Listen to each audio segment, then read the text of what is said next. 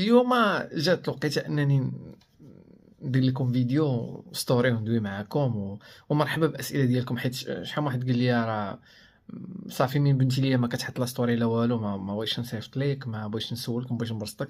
بالعكس ما كاين حتى شي مشكل.